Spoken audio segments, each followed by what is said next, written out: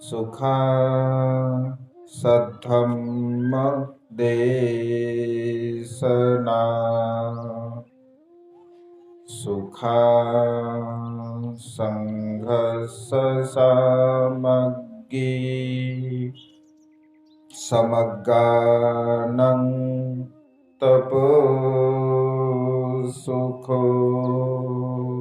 विश्ववंदनीय विश्व शांतिदूत प्रज्ञा शील समाधीचे उद्गाता महान करुणावान करुणेचा सागर तथागत सम्यक संबुद्ध तथागतांचा पावन पवित्र सद्धम्म, त्या सद्धम्माचा सातत्याने प्रचार आणि प्रसार करणारा सदा पूजनीय भिक्खू संघ, बुद्ध धम्म आणि संघ या महान तीन रत्नाची आम्हा सर्वांना माहिती करून देणारे, आम्हा सर्वांचा आधारस्तंभ, भारतीय घटनेचे शिल्पकार, बोधिसत्व गुणवेतांग डॉक्टर बाबासाहेब आंबेडकर यांच्या धम्मक्रांतीमध्ये संपूर्ण जीवन समर्पित करतो।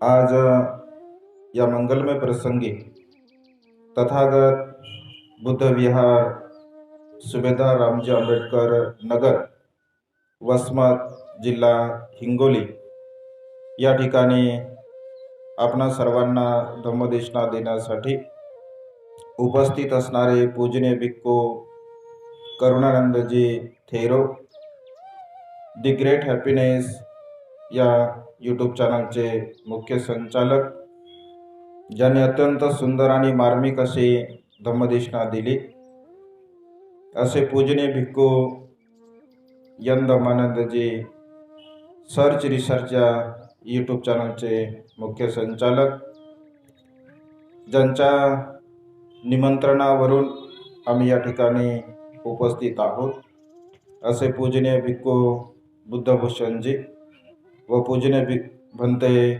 संघरत्न आदी संपूर्ण श्रद्धा संपन्न उपासक उपासिका या कार्यक्रमासाठी ज्यांनी मुख्य सहभाग घेतला, अशा विशाखाताई पंकज उबारे, संपूर्ण उबारे परिवार व सदा संपन्न उपासक उपासिका, आपणा सर्वांच्या प्रती अनंत अनंत मंगलकामना, मंगलमैत्री भावना व्यक्त करतो।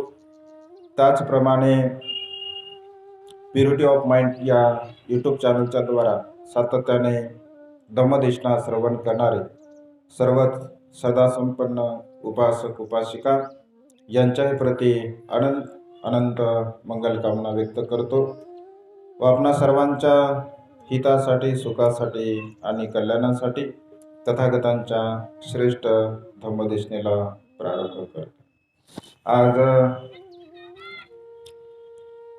या मंगलमय प्रसंगी आपल्या तथागत बुद्ध विहाराच्या या परिसरामध्ये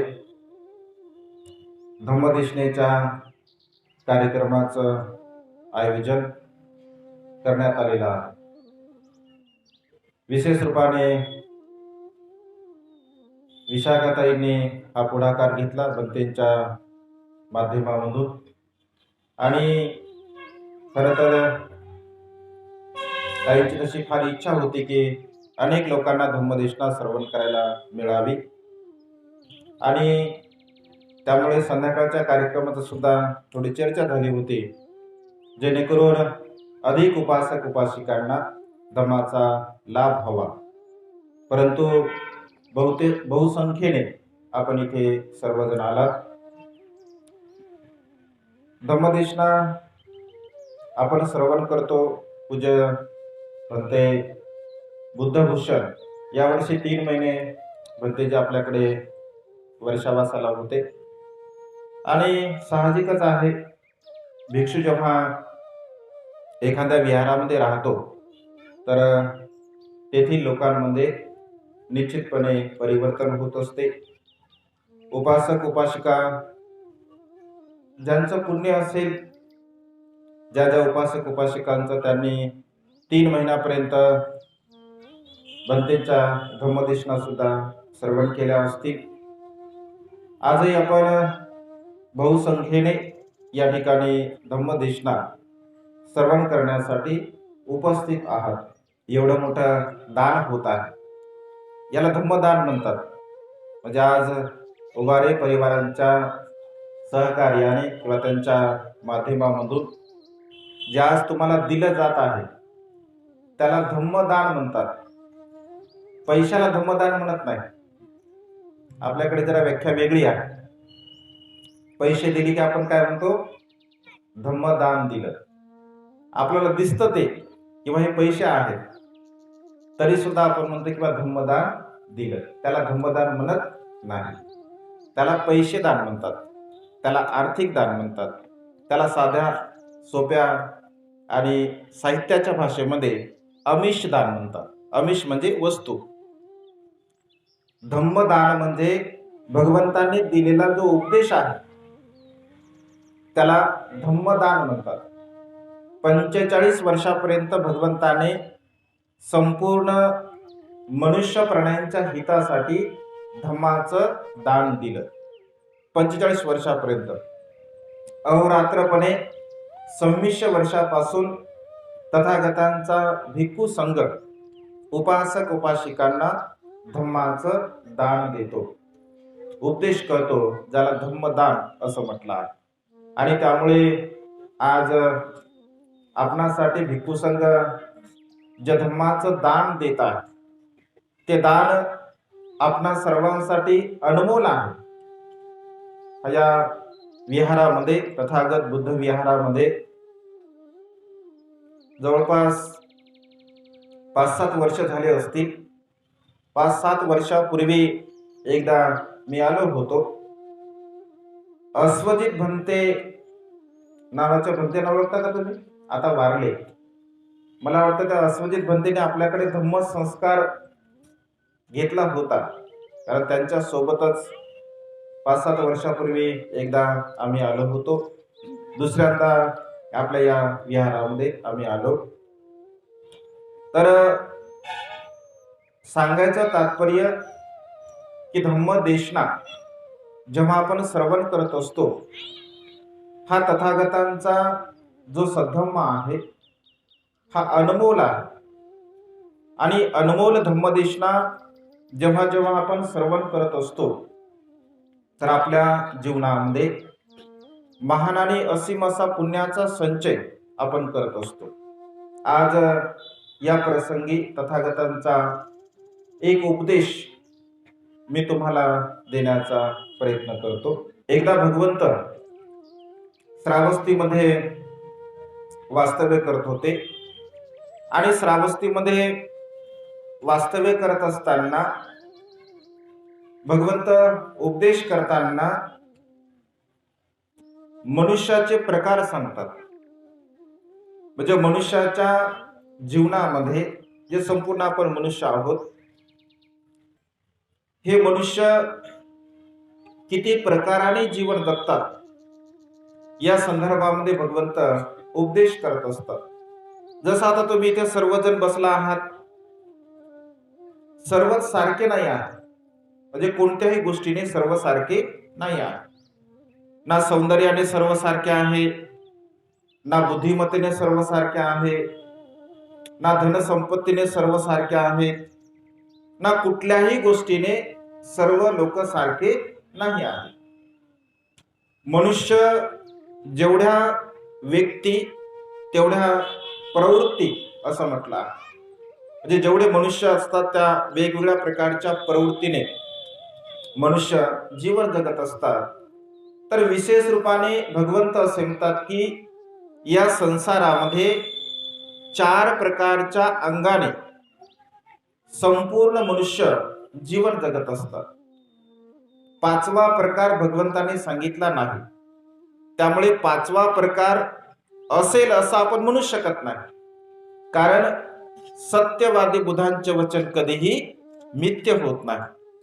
बुद्ध हे सत्यवादी असतात आणि सत्यवादी बुद्ध कधीही मिथ्य बोलत नाहीत, म्हणजे खोटं बोलत नाही.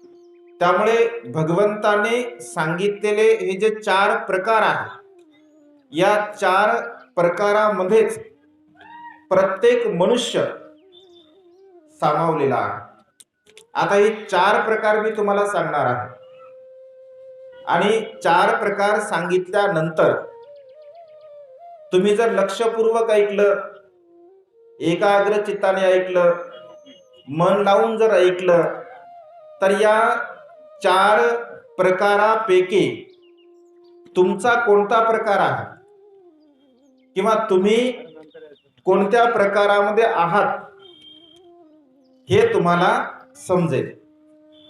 जर तुम्ही शांत एकाग्र चित्ताने जर श्रवण केलं तर जर समजून घ्या, तुमचं चित्त जर भटकलं, तुमचं चित्त जर चंचल झालं, कारण मनुष्याचं चित्त फार चंचल आहे.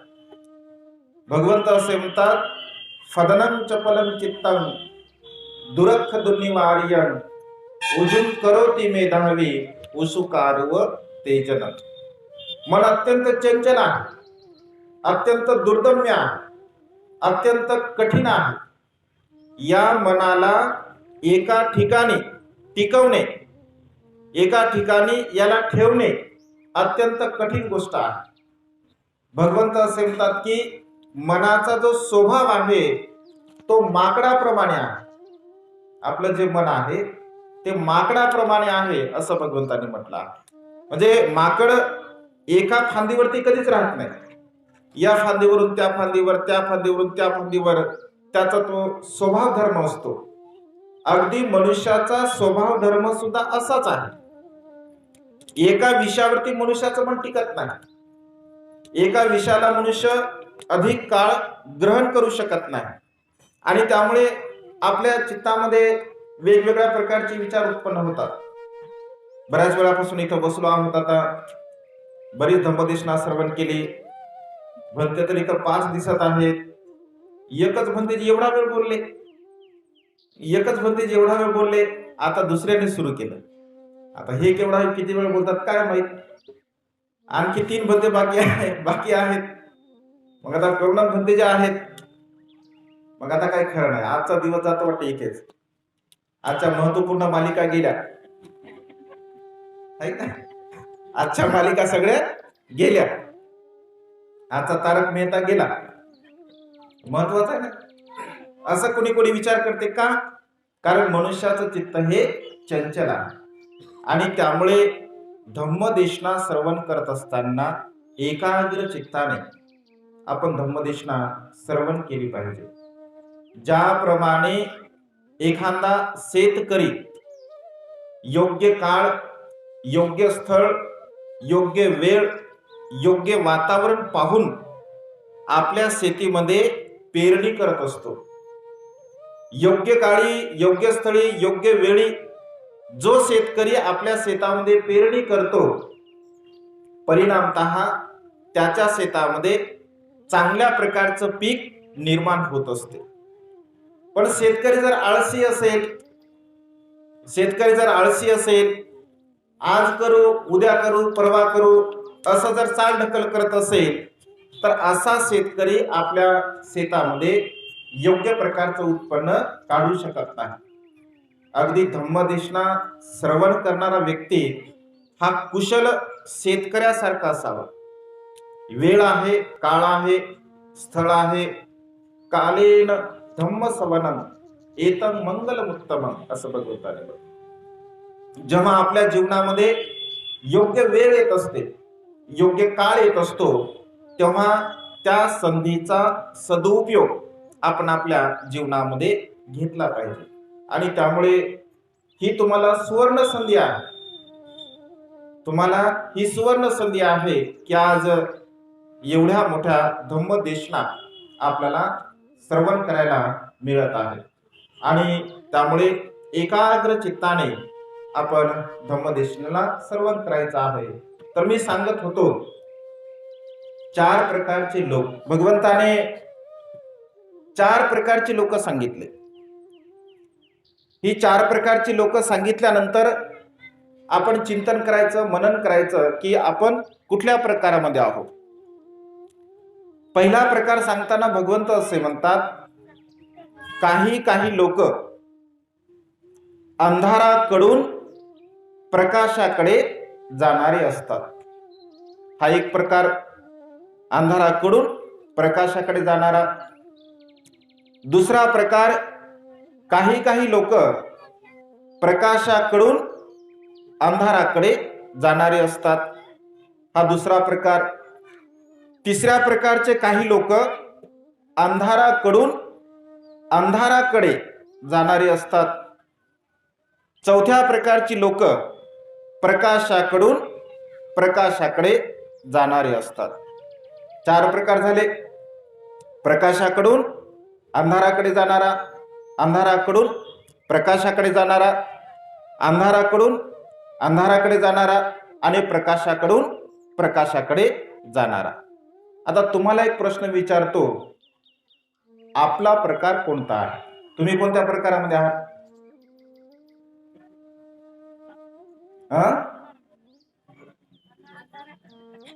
अंधाराकडून प्रकाशाकडे जाणारे. किती लोक आहेत अंधाराकडून प्रकाशाकडे जाणारे? हात वर करा बरं. अच्छा, म्हणजे बरेच लोक आहेत, आहे की नाही? तर अंधार कशाचा, प्रकाश कशाचा, आपण थोडक्यामध्ये आपल्या वेळेमध्ये समजून घेऊया. 2600 वर्षापूर्वी भगवंताने हा उपदेश दिला की या संसारामध्ये जीवन जगणारा प्रत्येक मनुष्य सत्व या 4 प्रकारामध्ये आपलं जीवन जगत असतो. तुम्ही जे बोललात ते अगदी सत्य आहे, 100% सत्य आहे. म्हणजे आपण अंधाराकडून प्रकाशाकडे जाणारे लोक आहोत. अंधार कशाचा, अंधार कशाचा, अंधार कोणत्या गोष्टीचा, आपण कसे अंधारामध्ये होतो, आपण कशा प्रकारे अंधारपूर्ण असं जीवन जगत होतो. धर्मांतराच्या पूर्वीचा जर आपण विचार केला, बाबासाहेबांनी 14 ऑक्टोबर 1956 बौद्ध धम्माचा स्वीकार केला आणि बौद्ध धम्म स्वीकार करण्याच्या पूर्वी जर आपण विचार केला, चिंतन मनन केलं, तर आपण अंधारामध्ये होतो. कोणत्या अंधारामध्ये होतो? कर्मकांडाचा अंधार असेल, ईश्वरवादाचा अंधार असेल, यज्ञयागाचा अंधार असेल, बुवाबाजी अंधश्रद्धेचा अंधकार असेल, ईश्वरवाद, आत्मा, परमात्मा, ईश्वर, देव या सर्व प्रकारच्या गोष्टीने या संसारामधला प्रत्येक मनुष्य बांधल्या गेला होता. ईश्वरवाद असेल, आत्मा असेल, परमात्मा असेल, अंधश्रद्धा असेल, कर्मकांड असेल, या सर्व प्रकारच्या अज्ञानामध्ये हजारो वर्षापर्यंत हा मनुष्य जीवन जगत होता. हजारो वर्ष, पिढ्यान पिढ्या या अंधारामध्ये आपल्या जीवन जगलेले आहे. धर्मांतराच्या पूर्वी असंख्य लोक जे जीवन जगत होते ते अत्यंत पशुतुल्य असं जीवन होतं. खाण्यासाठी अन्न नव्हतं, राहण्यासाठी घर नव्हतं, घालण्यासाठी वस्त्र नव्हते, जीवन जगण्यासाठी कुठल्याही प्रकारचे संसाधन नव्हते. केवळ जीवन जगायचं आहे म्हणून जगावं लागत होतं. अत्यंत गुलामगिरीमध्ये असंख्य लोक, असंख्य बहुजन वर्ग जीवन जगत होता. आणि अशा प्रकारचं दुःखपूर्ण जीवन, ज्याला कोणत्या इच्छा नाही, कोणत्या आकांक्षा नाही, कोणते ध्येय नाही, महत्वाकांक्षा नाही, आपल्या इच्छा कुठल्याही प्रकारे प्रगट करण्याचा अधिकार नाही, धम्म सर्वर करण्याचा अधिकार नाही, पूजापाठ करण्याचा अधिकार नाही, स्वतःचं काही क्षेत्र निवडण्याचा अधिकार नाही, कोणत्याही प्रकारचा अधिकार 56च्या पूर्वी बौद्ध म्हणणाऱ्या लोकांना नव्हता किंवा अन्य लोकांना सुद्धा नव्हता. जिथे पशूंना पाणी पिण्यासाठी जागा होते, पण मनुष्यांना पाणी पिण्यासाठी जागा नव्हती. म्हणजे अशा प्रकारचं अत्यंत दुःखपूर्ण असं जीवन भौतिक दृष्टिकोनातून आणि आध्यात्मिक दृष्टिकोनातून सुद्धा आपल्याला कोणत्याही प्रकारचा अधिकार नव्हता. पण 56च्या नंतर बाबासाहेबांनी बौद्ध धम्माचा स्वीकार केला आणि बौद्ध धम्माचा स्वीकार केल्यानंतर बाबासाहेब असं म्हणतात की आता तुम्ही ज्या रूढी आहे, ज्या परंपरा आहे, ज्या देवदेवतेंची पूजा आहे, ईश्वरवाद आहे, कर्मकांड आहे, यज्ञयाग आहे, आत्मा परमात्मा आहे, या सर्व प्रकारच्या जुन्या रूढी आणि परंपरेचा त्याग केला पाहिजे आणि बौद्ध धर्माचा तुम्ही स्वीकार केला पाहिजे. आणि बौद्ध धर्माचा स्वीकार करत असताना ह्या सर्व प्रकारच्या गोष्टी जर तुम्ही सोडसाल, त्यागसाल, तर तुमच्या जीवनाची उन्नती झाल्याशिवाय राहणार नाही.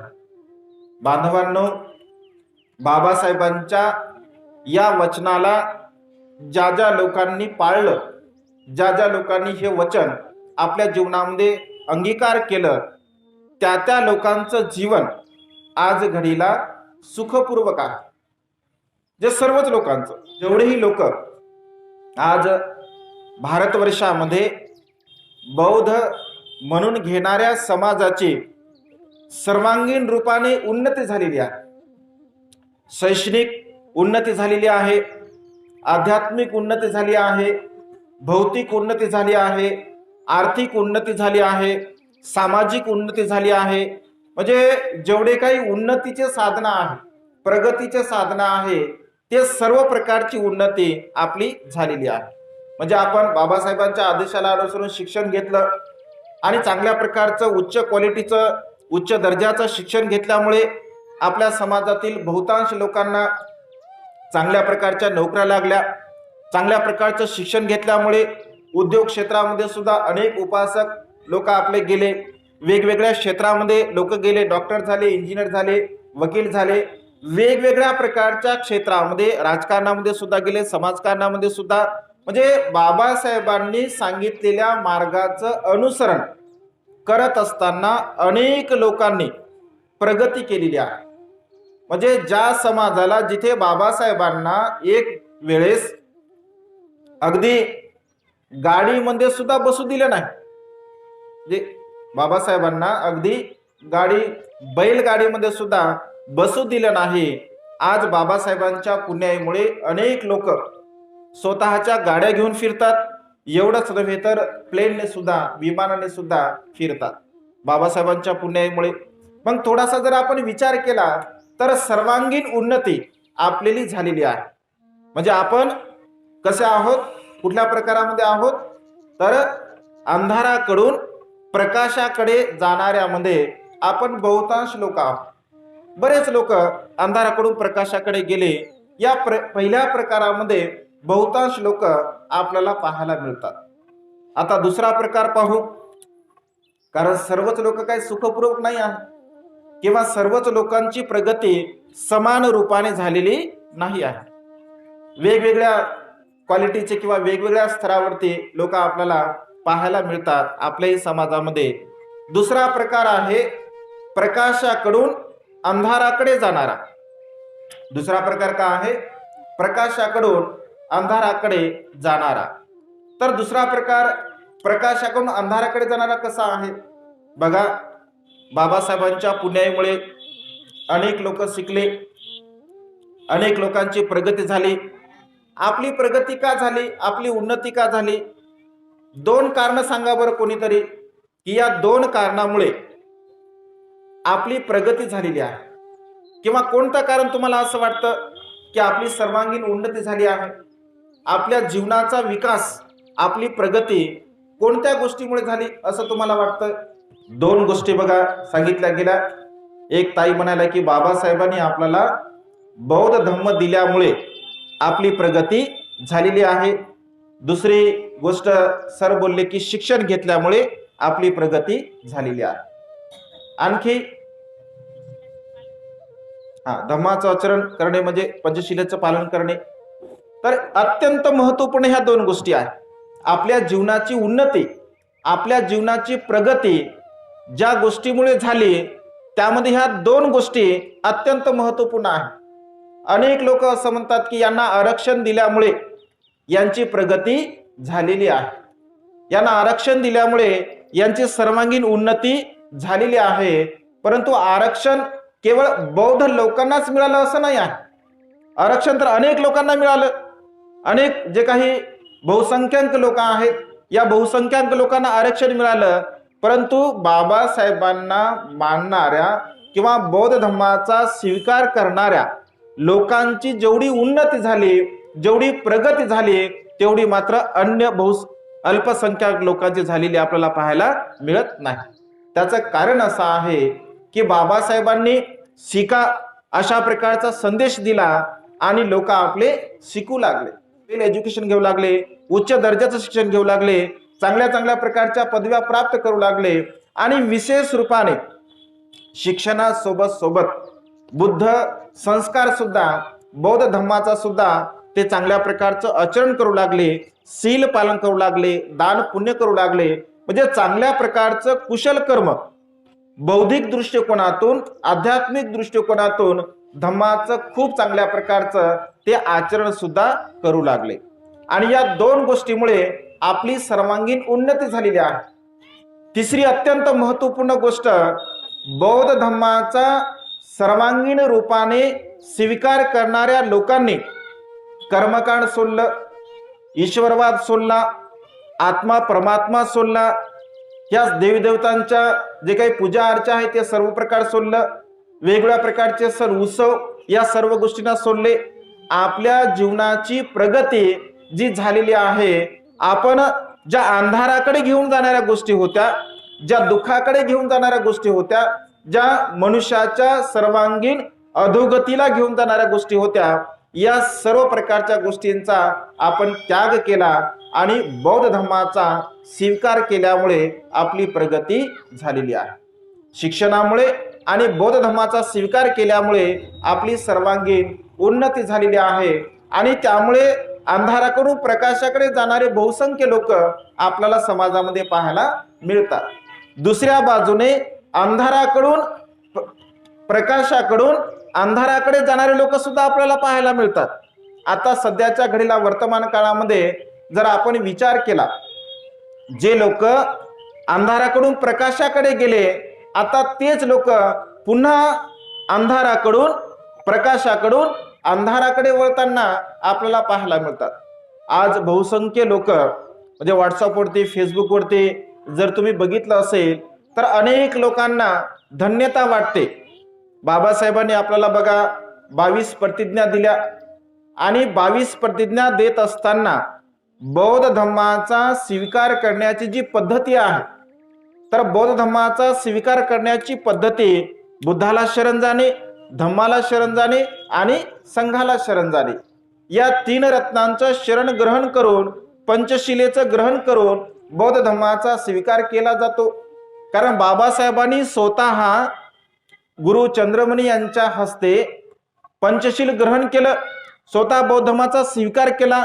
परंतु आपल्या अनुयायांना बौद्ध धर्माची दीक्षा देत असताना बाबासाहेबांनी पंचशील दिलं नाही. त्यांना चंद्रमणी गुरूंनी लोकांना दीक्षा नाही दिली, तर बाबासाहेबांनी त्यांना दीक्षा दिली. आणि दीक्षा देत असताना बाबासाहेबांसोबत सर्वच लोकांनी शील ग्रहण केलं. परंतु बाबासाहेबांनी बौद्ध धर्माची दीक्षा देत असताना 22 प्रतिज्ञा दिलेल्या आहेत.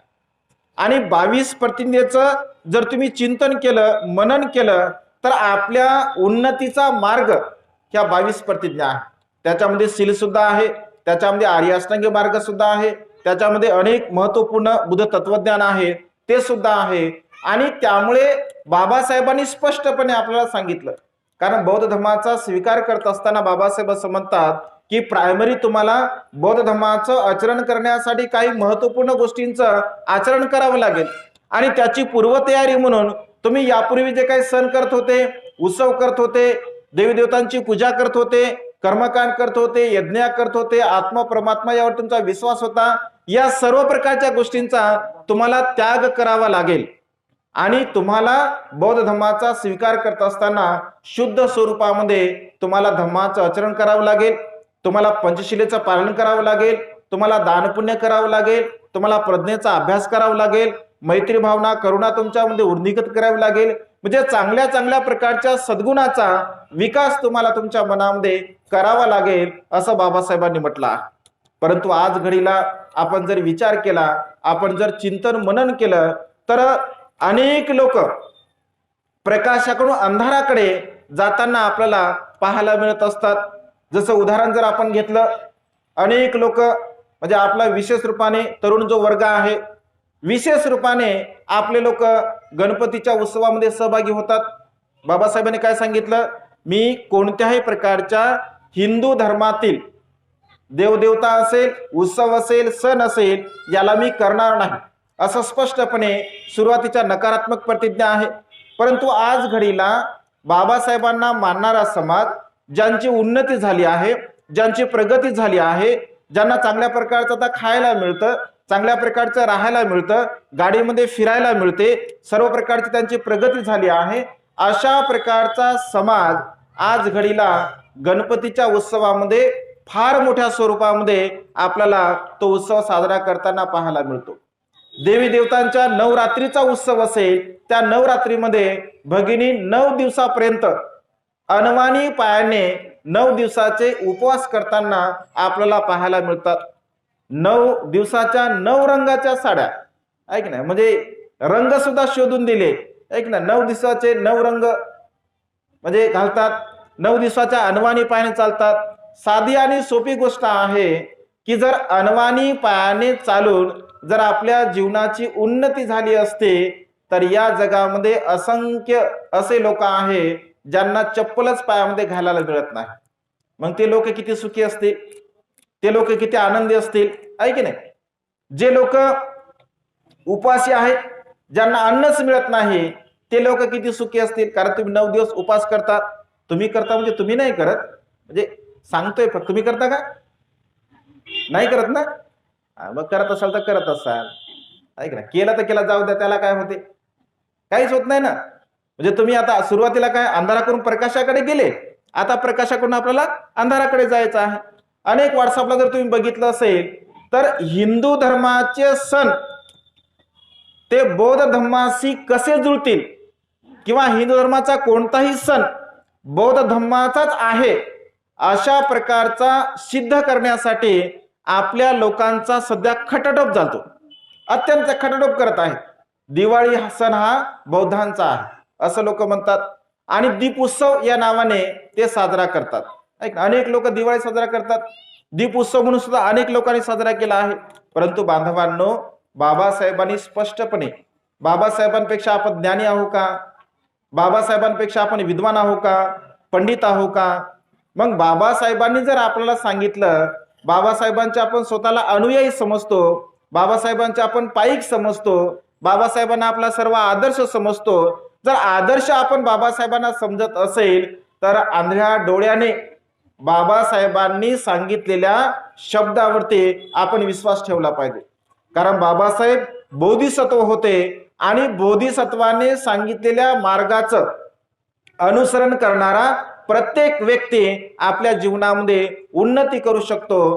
परंतु खेदाची गोष्ट, आज या समाजाकडे पैसा आहे, ज्यांना अनेक प्रकारच्या सुखसुविधा आहे, ज्यांना अनेक प्रकारच्या सर्व प्रकारच्या गोष्टी प्राप्त झालेल्या आहे, तो समाज मात्र पुन्हा आता अंधश्रद्धेकडे वळत आहे, कर्मकांडाकडे वळत आहे, ईश्वरवादाकडे वळत आहे आणि स्वतःला ते करण्यासाठी, हे सिद्ध करण्यासाठी खटाटोप करत आहे. बांधवांनो, अशा प्रकारे जर आपलं आचरण असेल, आपलं वागणं असेल तर आपण प्रकाशाकडून अंधाराकडे जाणाऱ्यामध्ये जीवन जगणारी लोक आहोत. आणि त्यामुळे हा दुसरा प्रकार आहे. तिसऱ्या प्रकारामध्ये अनेक लोक हे अंधाराकडून अंधाराकडे जाणारे आहेत. असंख्य लोक, बहुसंख्य लोक आपल्याला आजही कर्मकांडामध्ये, ईश्वरवादामध्ये, अंधश्रद्धेमध्ये, कंदोऱ्या करण्यामध्ये, बकरे कापण्यामध्ये अनेक लोक करतात आजही. या सर्व प्रकारच्या रूढी आणि परंपरा ते करत आले आणि आजही करत आहेत. अनेक लोक कर्ज घेऊन सुद्धा अशा प्रकारचे उत्सव साजरे करतात. अनेक लोक व्याजाने पैसे घेऊन सुद्धा उत्सव साजरे करतात. तर अशा प्रकारचे लोकांची कोणत्याही प्रकारची उन्नती होत नाही. त्यांचं शिक्षणामध्ये लक्ष नसतं, त्यांचं बाबासाहेबांनी सांगितल्या मार्गामध्ये लक्ष नसतं आणि केवळ अशा प्रकारचं दुःखपूर्ण जीवन. आणि मग ते स्वतःला असं समजतात की आमच्या जीवनामध्ये जे काही दुःख आलेलं आहे ते सर्व आमच्या नशिबाने आलेलं आहे. मग दोष कोणाला देतात? नशिबाला दोष देतात की आमच्या नशिबामध्येच असं आहे. बाबासाहेब असं म्हणतात की नशीब बिशीब काही नाही आहे. मनुष्य मेहनत करत असेल, परिश्रम करत असेल, घाम गाळत असेल तर तो मनुष्य आपल्या जीवनाची उन्नती केल्याशिवाय राहणार नाही. आपल्याला आपण जे ईश्वराच्या नावावरती कर्मकांड करत असेल, कोणी मला देईल, मी पूजा अर्चा करेल, मी यज्ञया करेल, अशा प्रकारे यज्ञया करून पूजा अर्चा करून जर आपल्याला सर्व काही गोष्टी प्राप्त झाल्या असत्या तर बाबासाहेबांनी एवढं महत्व प्रयासाने हा एवढा मोठा खटाटोप केला नसता.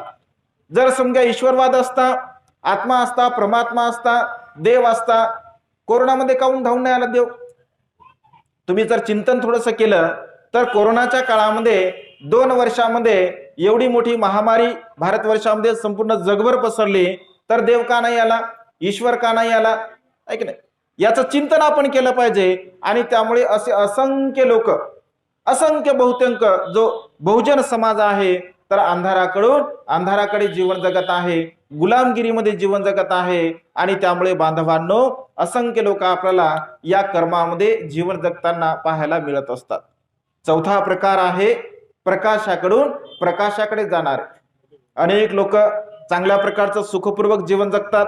बाबासाहेबांनी सांगितल्यामुळे त्यांनी चांगल्या प्रकारचं शिक्षण घेतलं, चांगल्या प्रकारचे कुशल कर्म करतात, पुण्यकर्म करतात, धम्माचं अनुसरण करतात, दान पालन करतात, शील पालन करतात. आणि आपल्या जीवनाची उन्नती का झाली आहे, आपली प्रगती का झाली आहे, आपण सुखपूर्वक जीवन का जगत आहोत, आपल्या सुखाचा मार्ग कोणता आहे? आपल्या सुखाचा मार्ग शील पालन आहे, आपल्या सुखाचा मार्ग धम्म आचरण आहे. या धम्माचं आचरण आपण अधिक केलं पाहिजे. आपण सुखी आहोत, आपला परिवार सुखी आहे तर आपले बांधव सुद्धा सुखी झाले पाहिजे. अशा प्रकारचे लोक विचार करतात आणि धम्माचं आचरण करून अन्य आपल्या बांधवाला सुद्धा धम्मामध्ये आणण्याचा प्रयत्न करत असतात. म्हणजे स्वतः तर चांगल्या प्रकारचं कर्म करतात, स्वतः दान पुण्य करतात, शील पालन करतात आणि अनेक बांधवांना सुद्धा या धम्म प्रवाहामध्ये घेऊन येण्याचा प्रयत्न करतात.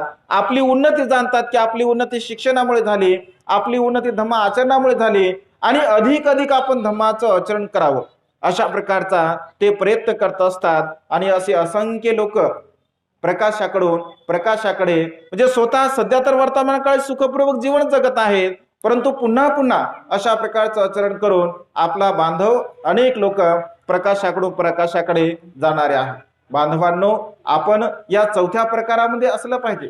अधिक प्रकाशाकडून प्रकाशाकडे आपण गेलं पाहिजे. आपली उन्नती आपण केली पाहिजे. आपलं धम्माचं आचरण, धम्माचं अनुसरण आपण केलं पाहिजे. आपल्यातील राग असेल, द्वेष असेल, लोभ असेल, मोह असेल, या सर्व प्रकारच्या गोष्टीला आपण पूर्णपणे त्याचं आचरण केलं, त्याचा त्याग केला पाहिजे. शुद्ध स्वरूपामध्ये आपण आचरण करण्याचा प्रयत्न केला पाहिजे. आणि त्यामुळे या चौथ्या प्रकारामध्ये आपण जीवन जगण्याचा प्रयत्न केला पाहिजे. आपल्या समाजाची जी अवस्था आहे, आपल्या समाजातील काही बांधवांची जी अवस्था आहे, जे अत्यंत दुःखपूर्ण अशा प्रकारचं जीवन जगतात. तर कशा प्रकारे दुःखपूर्ण जीवन जगतात? कारण आपल्याला जे सुख पाहिजे आहे किंवा जे सुख आपल्याला मिळायला पाहिजे ते मिळत नाही. कशामुळे मिळत नाही? एक छोटासा दृष्टांत, एक छोटंसं उदाहरण मी तुम्हाला देतो आणि माझी धम्मदेशना मी संपन्न करतो. उदाहरण आहे, समजून घेण्यासाठी, तत्वज्ञान समजण्यासाठी उदाहरण अत्यंत आवश्यक असतं. हे तत्वज्ञान जर आपल्याला समजून घ्यायचं असेल, हे तत्वज्ञान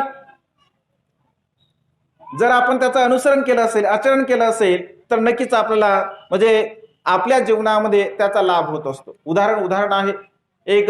एकदा एक प्रसंग असतो. तुम्हाला माहित आहे भुंगा माहित आहे ना? भुंगा बघा फुलांवरती कधी कधी आपल्याला पाहायला मिळतो, मोठा असा किडा, त्याला भुंगा म्हटलं जातं.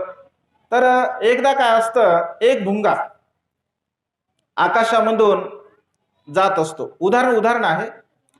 तर आकाशामधून जात असताना याचं चिंतन जर तुम्ही केलं, हे जे मी 4 प्रकारचे भुंगे सांगणार आहे तुम्हाला, हे 4ही प्रकारचे लोक समाजामध्ये आपल्याला पाहायला मिळतील. आणि त्यामुळे लक्षपूर्वक ऐका. तर हा जो भुंगा असतो, हा भुंगा आकाशामधून जात असतो आणि आकाशामधून जात असताना तो जमिनीकडे पाहतो. तर जमिनीवरती पाहिल्यानंतर त्याच्यासारखे दिसणारे असंख्य भुंगे तो पाहतो आणि तो विचार करतो की अरे, मी तर फुलावरती राहतो, फुलातील परागकण खातो, फुलामध्ये सुद्धा मी झोपतो आणि एवढ्या चांगल्या प्रकारचं मी अत्यंत सुखपूर्वक जीवन जगतो, परंतु या बाकीच्या भुंग्यांना मी पाहत आहे तर हे किती दुःखपूर्ण जीवन जगत आहे, किती अशा प्रकारचं वाईट हे जीवन जगत आहेत. कारण तो पाहत असताना दुसरे 3 प्रकारचे भुंगे पाहतो. एक भुंगा तो पाहतो लाकडामध्ये असतो बघा, लाकडाला तो पोखरतो, लाकडामध्ये घर करतो आणि लाकडामध्येच तो राहत असतो. तो लाकडातील भुंगा पाहतो. त्याच्यानंतर तो दुसऱ्या प्रकारचा भुंगा पाहतो, सेनामध्ये असतो बघा. सेनामध्ये तुम्ही जर बघितलं असेल तर सेनाचे छोटे छोटे गोळे करून ते आपल्या जिथे काय त्याचं वास्तव्य असेल तिथे तो घेऊन जातो. सेनामधला सुद्धा एक भुंगा असतो, गोल गोल गोळे करून घेऊन जातो. दुसऱ्या प्रकारचा, तिसऱ्या प्रकारचा भुंगा विष्टीमध्ये असतो, विष्टेचे घाणीचे गोळे करून तो घेऊन जात असतो. हे 4 प्रकारचे भुंगे या संसारामध्ये पाहायला मिळतात. तर हा विचार करतो फुलावर राहणारा भुंगा की अरे, मी एवढं सुखपूर्वक जीवन जगत आहे, एवढं चांगल्या प्रकारचं जीवन जगत आहे, हे माझ्यासारखे दिसणारे हे बांधव आहेत, तर चला यांना सुद्धा आपण आपल्याकडे घेऊन जाऊया. आणि त्या सर्व भुंग्यांना तो एकत्र करतो. एकत्र केल्यानंतर त्यांची मीटिंग घेतो. आता उदाहरण आहे, नाही तुम्ही म्हणाल भुंगे कुठे मीटिंग घेतात का, आहे की नाही, म्हणजे उदाहरण समजून घेण्यासाठी त्यांची तो मीटिंग घेतो आणि त्यांना सांगतो की बघा बांधवांनो, मी तुमच्याकडे पाहतो आणि तुम्ही मला वेगवेगळ्या प्रकारे जीवन जगताना दिसता, परंतु मी मात्र अत्यंत सुखपूर्वक जीवन जगत आहे. मी फुलामध्ये राहतो, फुलातील परागकण खातो आणि अत्यंत सुखपूर्वक अशा प्रकारचं मी जीवन जगत असतो. तुम्ही मात्र मला घाणीमध्ये दिसले, मला काही बरं वाटलं नाही. जर तुमची इच्छा असेल, तुम्ही जर माझ्यावरती जर विश्वास ठेवत असाल, तर मी सुद्धा तुम्हाला अत्यंत चांगल्या प्रकारच्या एका बागेमध्ये घेऊन जातो आणि या जीवनामधून त्या जीवनामध्ये जर तुम्ही आलात तर तुम्हाला कशा प्रकारे वाटेल, तुम्ही खूप सुखपूर्वक आनंदीदायी जीवन जगसाल. अशा प्रकारे त्या भुंग्यांसोबत तो मीटिंग करतो आणि त्यांना सांगत असतो. ते म्हणतात की ठीक आहे. तो म्हणतो उद्या मी तुम्हाला एक सुंदर असं बगीचा पाहून आणतो, तिथे तुम्ही माझ्यासोबत सर्वांनी यायचं आहे. तो निघून जातो. निघून गेल्यानंतर बाकीचे 3 प्रकारचे भुंगे एकत्र येतात. त्यांची मीटिंग होते. मग पुन्हा जशा आपल्या मिटिंगा होतात, ऐक ना, 14 एप्रिलची मीटिंग होते आणि मग कार्यकर्ते निघून झाले, पुन्हा बाकीची थोडीशी मीटिंग होते. म्हणजे मीटिंगवर मीटिंगा चालू असतात, छोट्या छोट्या मीटिंगा, ऐक ना, मग ते म्हणजे वेगवेगळ्या प्रकारच्या मीटिंग असतात ना. तर पुन्हा त्यांची मीटिंग होते आणि मग ते चर्चा करू लागतात. हा जो सांगत आहे ते खरं आहे का, हा जो भुंग्याने सांगितलं हे खरं असेल का. काही म्हणतात की असू शकते खरं, काय कशाचं खरं आहे, काय खरं नाही म्हणतात. पुन्हा म्हणतात की काय नाही ठीक आहे. काही म्हणतात की बा विचार करतात ते की ठीक आहे, तो जर म्हणत असला आपण गेलं पाहिजे. म्हणजे तर्क वितर्क त्या ठिकाणी ते करत असतात. काही म्हणतात मग तिकडे गेल्यानंतर खरंच आपल्याला फुलातील परागकण खायला मिळेल का, कारण ज्यांनी कधी फुलच पाहिलं नाही तर त्याला फुलातील परागकण काय माहित असेल. काही म्हणतात की परागकण कसा असतो. काही म्हणतात की जाऊ द्या, जे असेल ते आपण खाऊया. काही पुन्हा शक्कल लढवतात, तिकडे गेलं तर आपण उपाशी राहिलो तर मग काय करायचं. मग काही म्हणतात की आपण थोडं थोडं सोबत घेऊन गेलो पाहिजे, असलं तर खायचं, नसलं तर मग आपलं तर आहेच रोजचं. अशा पद्धतीने त्यांची मीटिंग चालते. दुसऱ्या दिवशी मात्र तो भुंगा येतो आणि सर्वांना सोबत घेऊन जातो. घेऊन गेल्यानंतर अत्यंत सुंदर अशा एका गार्डन मध्ये अत्यंत सुंदर सुंदर असे फुलं असतात. त्या फुलांकडे बघून तो म्हणतो की बघा बांधवांनो, आता स्वच्छंदपणे या बगीच्यामध्ये तुम्ही विहार करू शकता. एका एका फुलावरती तुम्ही राहा आणि फुलातील परागकण खा. यथेच्छपणे तुम्ही रात्रभर इथे राहू शकता आणि अशा प्रकारचं तुम्ही अत्यंत सुखपूर्वक असा अनुभव तुम्ही आज घेऊ शकता. सर्वच्या सर्व भुंगे त्यांच्या सोबत जातात. एक एक भुंगा त्या ठिकाणी फुलावरती जाऊन बसत असतो. ज्या ज्या भुंग्यांनी त्याच्यावरती विश्वास ठेवलेला असतो आणि विश्वास ठेवून गेलेले असतात ते मात्र अत्यंत समाधानकारक असतात, कारण त्यांना एवढ्या प्रकारचं चांगलं परागकण खायला मिळत असते, फुलाचा सुगंध मिळतो. काही भुंगे शंका कुशंका जे निर्माण करणारे असतात, ज्यांना असं वाटतं की खायला काही मिळेल का, थोडं थोडं सोबत ते घेऊन जात असतात. घाणीमध्ये राहणारा भुंगा आपली थोडीशी घाण सोबत घेऊन जातो, ऐक ना. शेणामध्ये राहणारा भुंगा थोडंसं आपलं शेण घेऊन जातो. आता तिथे गेल्यानंतर टाकाव कुठं, ते फुलातच टाकतात मग घाण. आता फुलामध्ये जर समजा घाण टाकली तर घाणीचा आणि परागकणाचा काही ताळमेळ आहे का, आणि त्यांना काही त्या परागकणाचा स्वाद काही खायला मिळत नाही. आणि पुन्हा दुसऱ्या दिवशी सकाळी सकाळी तो भुंगा येतो. जो जो भुंगा त्याच्यावरती विश्वास ठेवून जातो तो अत्यंत प्रसन्न राहतात, आनंदी राहतात. परंतु ज्या ज्या भुंग्याने मात्र त्यांच्यावरती विश्वास न ठेवता सोबत थोडी थोडी घाण घेऊन गेलेली असतात, ते भुंगे मात्र अत्यंत नर्वस असतात, अत्यंत दुःखी असतात, अत्यंत कष्टी असतात आणि म्हणतात की अरे कशाचा पराक्रम, कशाच्या पराक्रमाची चव आम्हाला तर काहीच समजलं नाही. ते म्हणतो, तो भुंगा म्हणतो अरे काय झालं, आणि जेव्हा तो पाहतो तर पाहिल्यानंतर त्या परागकणाच्या सोबत सोबत त्यांची थोडी थोडी घाण सुद्धा असते. आता ती घाण जर सोबत असेल तर त्या परागकणाचा स्वाद त्यांना मिळणार आहे का, त्या फुलाचा स्वाद त्यांना मिळणार आहे का? तेव्हा तो म्हणतो अरे रे, तुम्ही माझ्यावरती विश्वास ठेवला नाही आणि माझ्यावरती विश्वास न ठेवता तुम्ही ही घाण तुमच्या सोबत आणलेली आहे. जरी घाण तुमच्या सोबत असेल तर तुम्ही सुखपूर्वक कसे जीवन जगसाल, तुम्ही कशा प्रकारे आनंद घेसाल? उदाहरण आहे बांधवांनो, उपमा उपमा आहे, दृष्टांत दृष्टांत आहे. हे 4 प्रकारचे भुंगे सुद्धा आपल्यामध्ये आहेत.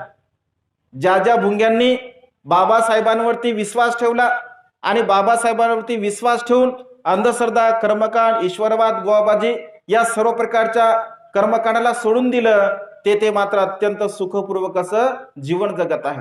परंतु अनेक भुंगे मात्र ज्याप्रमाणे या भुंग्यांनी विष्ठा आपल्या सोबत नेली, तशीच विष्ठा ईश्वरवादाची, देवी देवतांची, कर्मकांडाची, यज्ञ यागाची, ही सर्व विष्ठा अनेक लोकांच्या घरामध्ये आम्हाला पाहायला मिळते.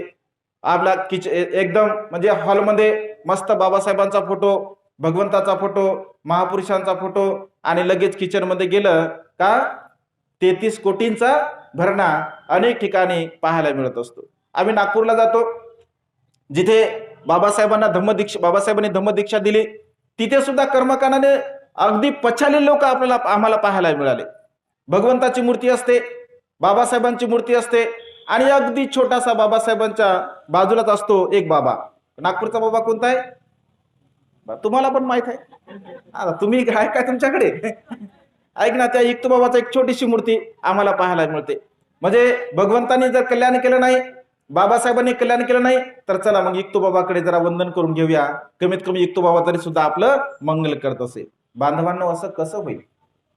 असं कल्याण, असं सुख आपलं होऊ शकत नाही. बाबासाहेबांनी महत् प्रयासाने हा धम्म आपल्याला दिलेला आहे. खूप प्रयत्न केले. बाबासाहेबांची 4 मुलं मूर्तीला प्राप्त झाले.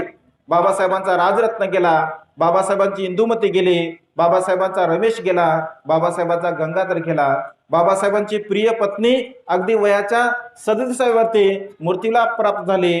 बाबासाहेबांना अनेक प्रकारचे आजार होते, तरी सुद्धा बाबासाहेबांनी आपल्यासाठी संविधान लिहिलं, बुद्धाने त्यांचा धम्मग्रंथ लिहिला, आणि त्यामुळे बांधवांनो, महान उपकार बाबासाहेबांचे आपल्यावरती आहे. महान उपकार माता रमाईचे आपल्यावरती आहेत, आणि त्यामुळे या उपकाराची जाण, या उपकाराची परतफेड आपण तर करू शकत नाही, परंतु आपण स्वतः बाबासाहेबांनी सांगितलेल्या मार्गाचं अनुसरण करावं, त्यानुसार जीवन जगण्याचा प्रयत्न करावा. महत् प्रयासाने हा धम्मरथ बाबासाहेब असं म्हणतात मी इथपर्यंत आणला आहे. या धम्मरथाला तुम्हाला समोर नेता येत नसेल तर समोर नेऊ नका, परंतु पाठीमागे तरी तुम्ही त्याला खेचू नका. आणि त्यामुळे धम्माचं आपण अनुसरण करावं, आपण आचरण करावं, आपल्या स्वतःच्या मनातील राग, द्वेष, लोभ, मोह नष्ट करावा, आणि दुःखमुक्तीच्या मार्गाकडे जीवन जगण्याचा आपण प्रयत्न करावा. आजच्या या मंगलमय प्रसंगी अधिक न बोलता आपणा सर्वांच्या प्रती अनंत अनंत मंगलकामना, मंगलमैत्री भावना व्यक्त करतो. आपणा सर्वांना आयुष्यवर्ण सुखाने बल प्राप्त हो. आपणा सर्वांच्या इच्छित आणि पार्चित मनोकामना ढगातून मुक्त झालेला शीतल चंद्रमाप्रमाणे पूर्णत्वात जाऊ, अशा प्रकारचे मंगलमय आणि उदात्त कामना या ठिकाणी व्यक्त करून ही छोटीशी धम्मदेशना संपन्न करतो. सर्वांचं मंगल हो, सर्वांचं कल्याण हो, सर्वांना दीर्घायुष्य लाभो.